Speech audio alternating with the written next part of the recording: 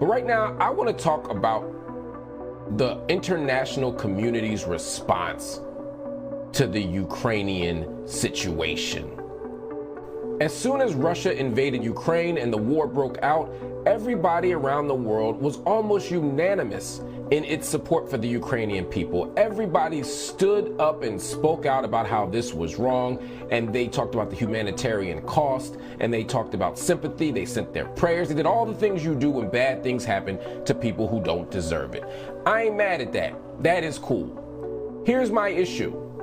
The international community, specifically powerful nations, media outlets, and everyday citizens, especially white ones, have been so dishonest, so disingenuous, and also so mean-spirited in many ways in regard to how they are responding to what's going on in the Ukraine. Let's start with the dishonesty and the disingenuousness. When the war broke out in Ukraine, you got countries running around talking about we stand with the Ukrainian people. This is a contravention of international law. We must recognize and respect territorial boundaries and integrity. We must allow people to be sovereign and govern themselves. We must honor treaties. We must do all this stuff. And that sounds good, except many of the nations who are standing up and saying this stuff. Australia, did you do that with the Aborigines? No. The United States, how many countries have we invaded? How many countries have we bombed? How much territorial integrity and sovereignty have we ignored? How much funding have we given to nations that do it? Israel continues to not honor the territorial boundaries and sovereignty of the Palestinian people. They continue to violate international law. So for all these countries to stand up and speak with crocodile tears about the Ukrainian people, and they don't say anything about things that are happening around the world, it's disturbing to me. It's also really problematic that we're having these conversations as if this is the first place or the first time that this happened. The very same week that the Ukrainian people were harmed by Russia, Israel is bombing Syria. Saudi Arabia is bombing Yemen. Bombings are happening all around the world, and it seems like the only people who got sympathy were the Ukrainian people.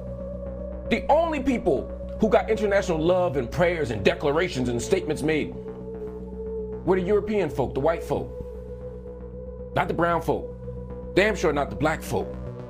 Why? I think we got a simple answer. And that answer is white supremacy.